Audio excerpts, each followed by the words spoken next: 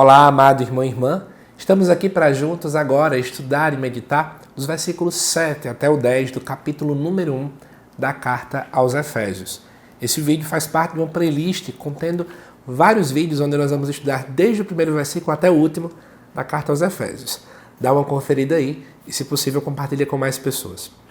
Os versículos do 7 até o 10 dizem assim: E é pelo sangue deste, Jesus Cristo, que temos a redenção, a remissão dos pecados, segundo a riqueza da sua graça, que ele derramou profusamente sobre nós, infundindo-nos toda sabedoria e inteligência, dando-nos a conhecer o mistério da sua vontade, conforme decisão prévia que ele aprouve tomar para levar o tempo à sua plenitude, a de em Cristo encabeçar todas as coisas, as que estão nos céus e as que estão na terra.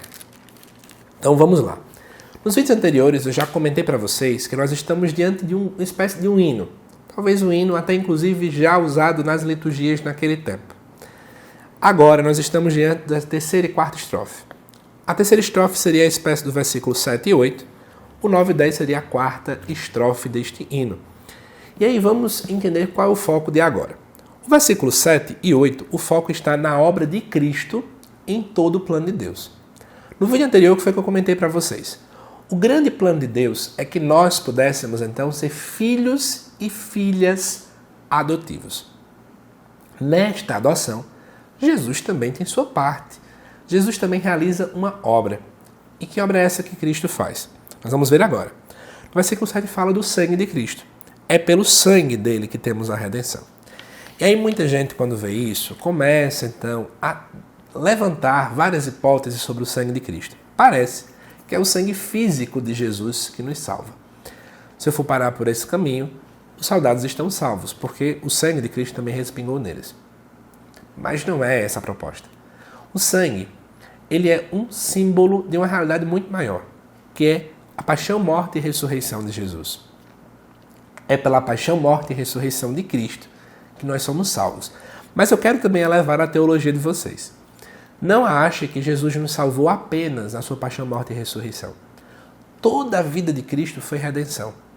Basta você, por exemplo, lembrar que com 7 anos de idade, Jesus já acaba dando seu sangue por nós, porque ele derrama sangue ali da circuncisão. Jesus era judeu e toda criança, com uma semana mais ou menos de vida, acabava indo também para receber a circuncisão, os homens. Então, a circuncisão consistia em retirar, não é, aquela pele ali do pênis. E era natural isso dos judeus fazerem. Nesse procedimento, sangue é derramado. E deste sangue derramado, nós também vemos que Jesus acaba derramando seu sangue por nós. Então, espero que isso fique claro. Mas nessa obra de nos trazer sendo filhos e filhas de Deus, Jesus é aquele que redime. Jesus é o Redentor. E aí a grande pergunta é o que quer dizer essa redenção? Amados irmãos e irmãs, a redenção era a libertação, né, de um escravo ou prisioneiro pelo pagamento de uma fiança. Isso acontecia lá na dinâmica do Êxodo, Números Levítico, Deuteronômio. Então, alguém precisava pagar uma fiança para libertar um escravo ou um prisioneiro. Em algumas situações específicas, você dava a sua própria vida para que o outro fosse livre. Então, Jesus acabou pagando com sua vida, com seu sangue, a nossa existência. Digamos que o ato de redenção de Jesus é uma espécie de um êxodo espiritual que nós experimentamos. Jesus nos retira da escravidão, do pecado, que seria o nosso Egito. E aí, amados irmãos e irmãs, é interessante a gente começar então a ter essa concepção de que esse ato em que Jesus realizou, de derramar o seu sangue por nós, de dar a sua vida por nós, é importante para a nossa salvação. É importante para aquilo que nós vimos nos versículos anteriores, de sermos então filhos e filhas adotivos. Outra coisa interessante é que depois do versículo 9 e 10 é nos falado sobre Deus que permite que nós possamos conhecer o mistério da sua vontade. E aí é interessante isso. Deus não precisava revelar a sua vontade para nenhum de nós. Deus poderia nem sequer ter se manifestado.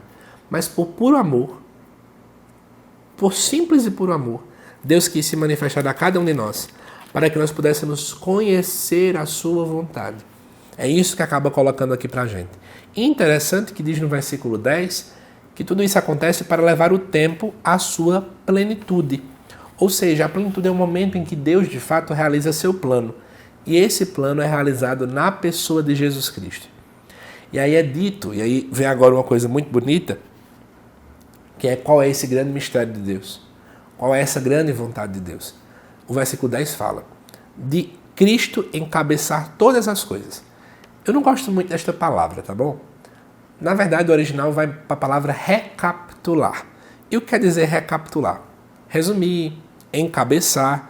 Ou seja, eu vou até ler o que diz aqui, por exemplo, no rodapé da de Jerusalém, que ela resume muito bem. Toda a carta aos Efésios desenvolve essa ideia de Cristo que regenera e reúne sob a sua autoridade para reconduzir a Deus o mundo criado que o pecado havia corrompido e dissociado. Recapitular, reencabeçar, quer dizer assim, reunir para que Cristo volte a ser cabeça. Ora, estamos aqui diante da eclesiologia de Efésios, porque Cristo cabeça implica no corpo, e o corpo é a igreja. O grande sonho de Deus é reunir todos então na igreja. O grande sonho de Deus é que todos nós sejamos igreja. Olha que coisa bonita. Deus sonhou com a igreja. Então, é interessante você entender que o grande sonho de Deus é essa unidade entre os cristãos. O grande sonho de Deus é que todos nós estejamos reunidos nesse único corpo. E é interessante aqui, quando ele coloca todas as coisas, não é só os homens. Toda a criação é chamada a se submeter à soberania de Cristo. Essa é a nossa fé. Por esse motivo, quando a gente começa a falar, o reino dos céus, a segunda vinda de Cristo está próxima, nós começamos a olhar para todo mundo ao nosso redor. Sem percebermos, mas quando a gente vai tendo essa sensibilidade, quando nós vamos percebendo as coisas se unindo, parece a mão de Deus que pouco a pouco está unindo essas realidades, é o cumprimento daquilo que Efésios 1 está colocando.